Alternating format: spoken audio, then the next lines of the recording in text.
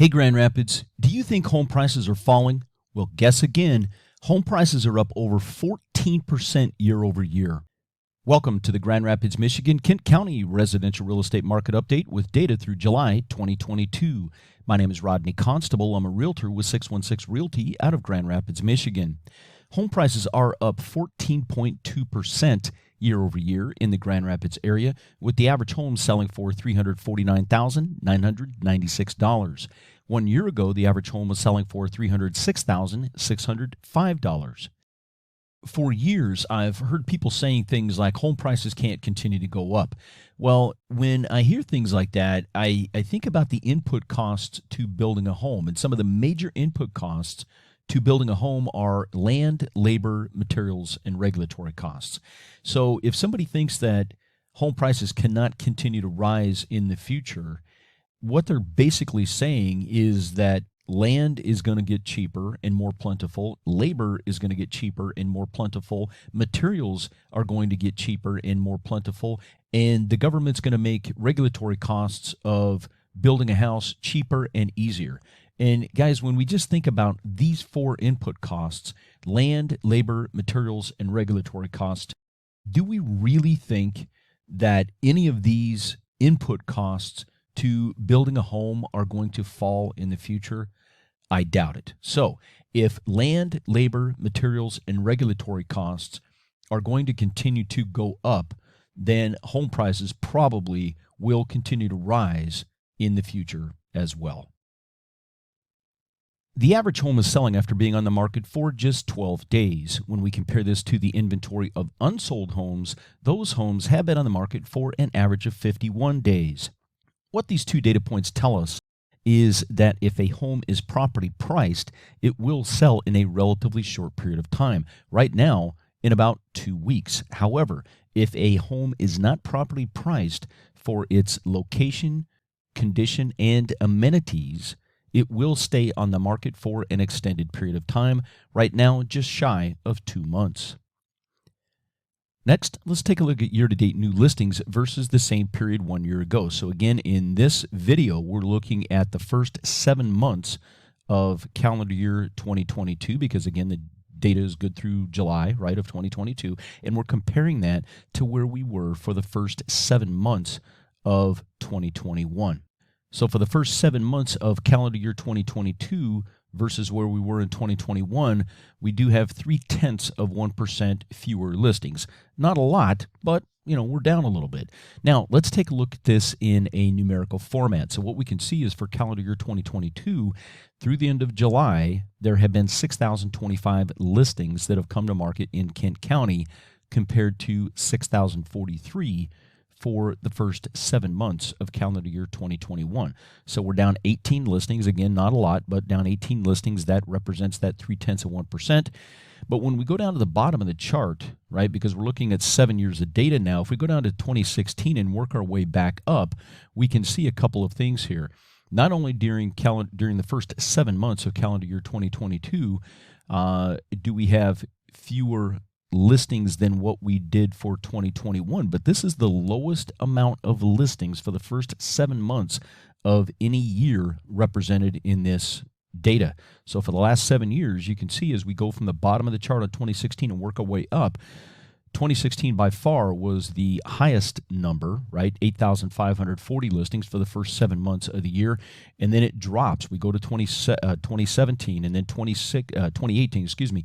And then it ticked up a little bit during 2019, but then we can see we dropped off during COVID and we have not recovered, right? We've continued to drop. So there's fewer and fewer listings coming to market. And this is one of many things, guys, along with land, labor, materials, regulatory costs that are contributing to the continued rise in house prices here in the Grand Rapids, Kent County area. And none of these things look like they're going to change anytime soon. Right. So, it means that we're probably going to continue, not to, give everything away this early in the video. But I'm telling you, guys, it's supply and demand. If there's fewer and fewer people that are selling their home for numerous reasons and builders are not building, but yet people need a place to live, right? And land, labor, materials, and regulatory costs are going to continue to go up. What is going to cause housing prices to fall? If there's decreased supply and stable to increasing demand, it means housing prices, along with the input costs to build and or rejuvenate a home, right? Because a lot of the transactions I've been involved in so far this year were people that maybe lived in the house until they passed away. And so my buyer, if I'm on the buy side, my buyer now has to come in and bring the house current to what they want, right? Taking a house that hasn't been updated for 40 years and putting in new carpet floors, maybe moving some walls around, changing the layout to some degree, painting, putting a new roof on the home, doing some landscaping, adding appliances, okay? All of these things cost money, and it's all part of the materials and input costs to a home. So whether you're building a brand new home or bringing a home current that hasn't been updated for 20, 30, 40 years, all of this is pulling resources in the house building arena, if you will, into the equation. Okay, so hopefully that made sense, but it's all part of, basic economics, right? And remember, I'm not just a realtor. I have an extensive multi-decade background in financial services as well, okay? So I look at this perhaps a little differently than a lot of people do. So we know that we've got falling listings, all right? So this has a lot of implications across the board for many, many reasons. But now let's take a look at closed transactions, all right? So again, we're looking at the first 7 months of 2021, comparing it to where we're at now in 2022. And year over year for those first 7 months, we are down 8.25% in the closed transactions category. And now when we take a look at this information in a numerical format, what we can see is so far for the first 7 months of 2022, we've had 4,726 closed transactions in Kent County. That's down 425. That's 425 closed transactions, guys. That's a lot year over year, and especially when we had kind of a declining number anyway, and we'll talk about that here in a second. But we can see here when we go down, again, looking at the last 7 years of data, that at 4726, that's by far the lowest number that we've had. The only other year that comes close is 2020, when we had the COVID lockdown, and realtors, we couldn't do business. So we're not down drastically compared to where we were in 2020, but we are down 39 closed transactions. So think about that. In 2022, we've had 39 fewer closed transactions than what we did in 2020 when we were locked down because of COVID. Again, when we go down to 2016 and we look at the fact that for the first 7 months of 2016, there were 5,729 closed transactions. And then when you work your way up the chart here, right, each year pretty much the number has fallen. And here we are in 2022 with the fewest closed transactions. Now, and I'm going to digress for a second here, but I just want to make a point. For any of you that are thinking of getting into real estate, thinking this is easy, or I get people that ask me, "Hey, how's your real estate's going great, isn't it?" Well, I think it depends, right, on what data points you're looking at. If you're just looking at housing prices rising, yeah, housing prices are rising, and that helps a lot of things in the industry. But when we have, in this case, if we look at where we're at this year versus where we were in 2016, there's 1,003 fewer. There were, so far for the first 7 months of 2022, there's been 1,003 fewer closed transactions in Kent County than what there was in 2016. So you think about all the people that are involved in those transactions and how this is affecting the industry, whether it's lenders, mortgage brokers, you've got the title companies, appraisers. So you see there's fewer and fewer transactions that are happening. The brokers, the agents, right? Transaction coordinators, perhaps, if you're familiar with the industry. So the point is, guys, this industry, I mean, it's tough, right? And we need transactions. So if you're looking at this industry and thinking, oh, it's an easy way to make money, there is nothing easy about being in real estate, all right? I love it. and I'm not going anywhere, but there's nothing easy about this, and we have to think as business people, we have to look beyond just rising housing prices, all right? But that is one of the equations.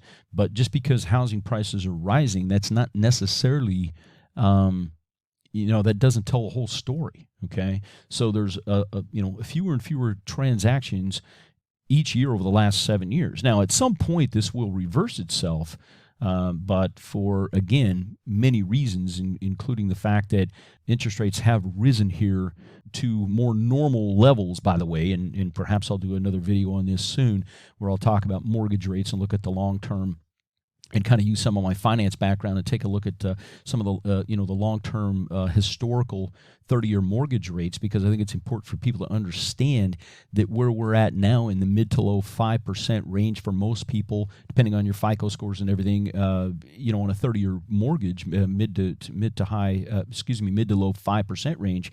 Guys, historically, I just want to give this away. Historically, that's a low interest rate, all right? And yeah, we had artificially low rates for many years for numerous reasons. But if somebody is holding off, I just want to give this to you as well.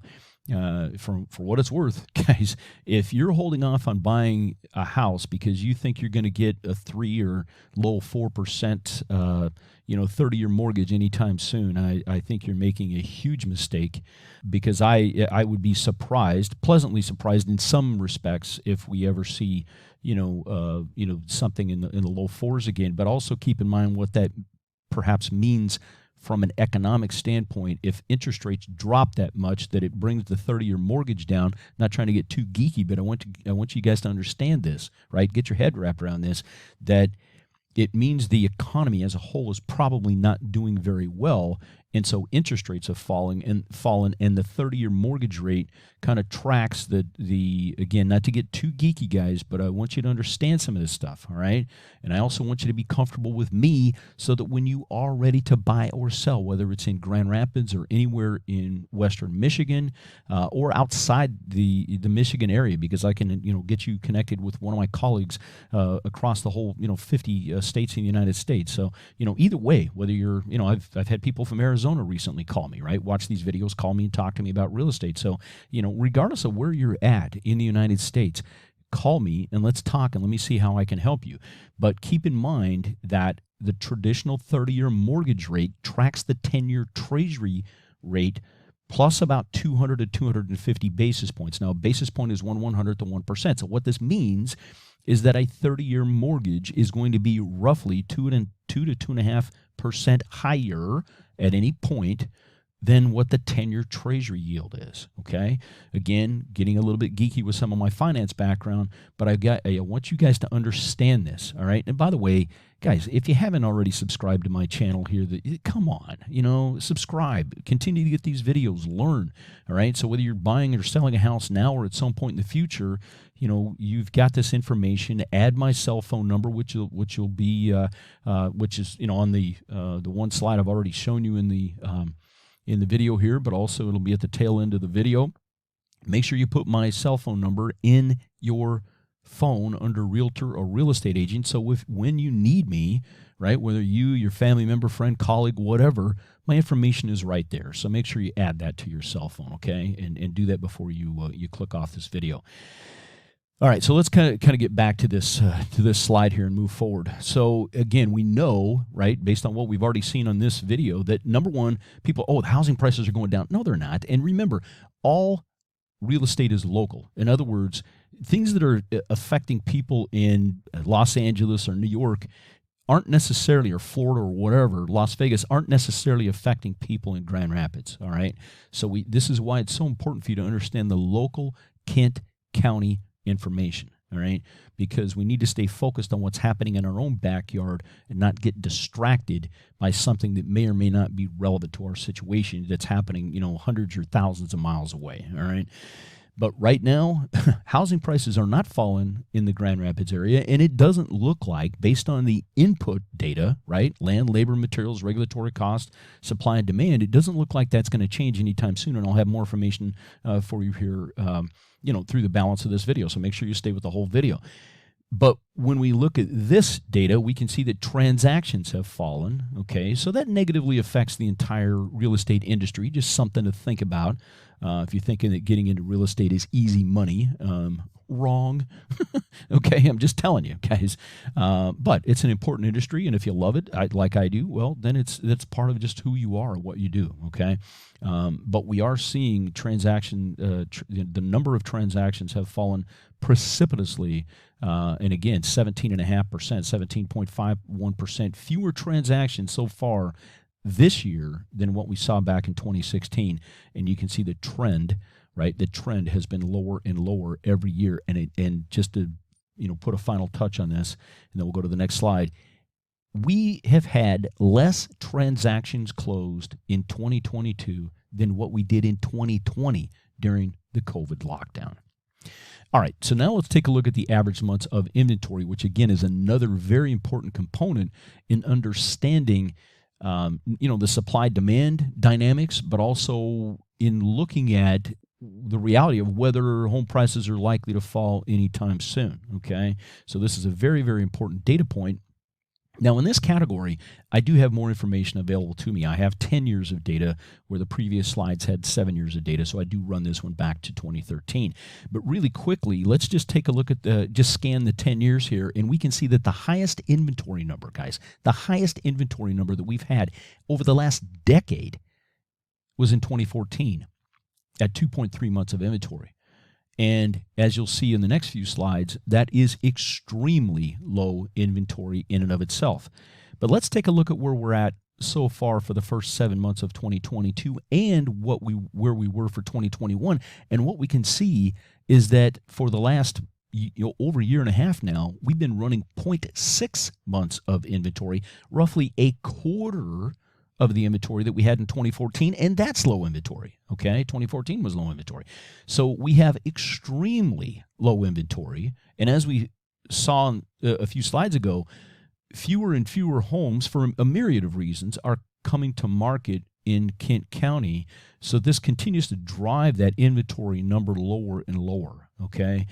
And so right now we're running 0.6 months of inventory. That's about 18 plus or minus days, depending on whether it's 28 days in February or 31 days. So it's about 18 plus or minus days, depending on the month. All right, guys, what this means is that if no new homes came to market in the entire county of Kent County, based on our current sell rate, we would be completely sold out of homes, completely in about 18 days.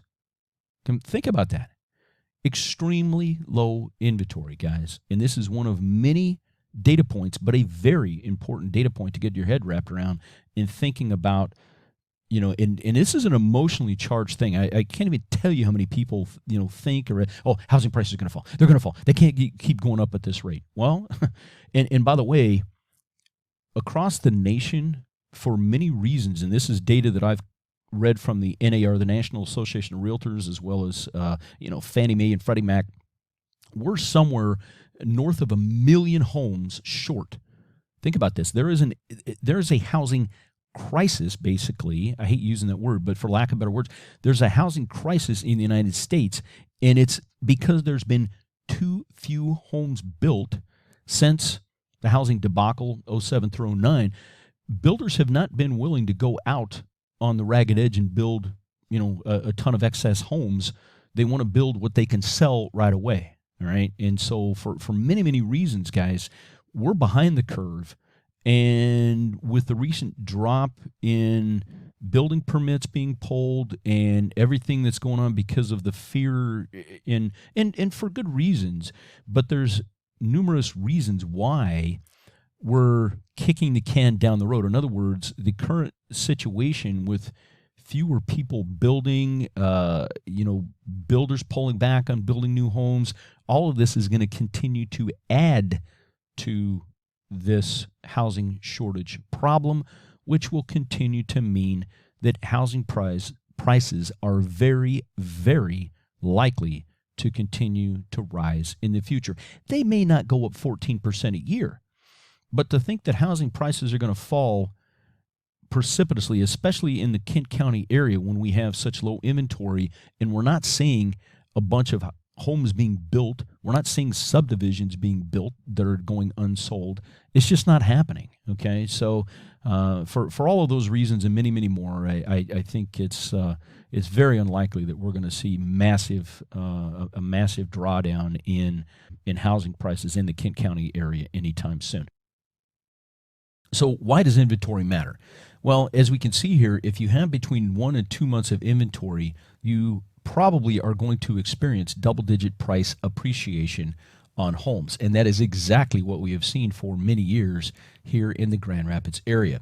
If you're running between 3 and 4 months of inventory, you would generally experience single-digit price appreciation.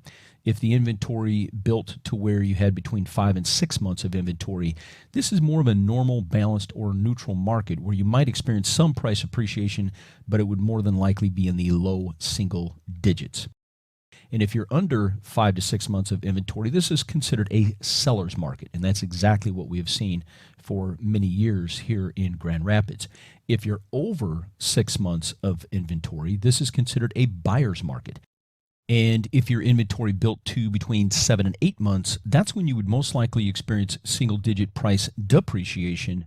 And then if the inventory built to 9 months plus, that's when you would likely see double-digit price depreciation. So 7 to 8 months of inventory, single-digit price depreciation, 9 months plus, that's when we start to get into double-digit price depreciation. Are you looking for a realtor you can trust? Would you like to work with a realtor who is knowledgeable, professional, polite, honest, integrable, communicative, and hardworking? If so, look no further. Whether you are looking to sell or buy a home in the Grand Rapids area now or at some point in the future, I will help you make that happen. When you are ready, let me put my decades of sales and business experience to work for you.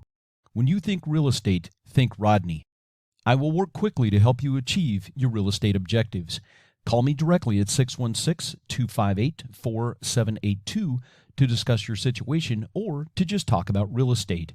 Also, don't forget to add my name and contact information under the title of Realtor or Real Estate Agent into your cell phone. This way, the information is instantly available whenever you need it.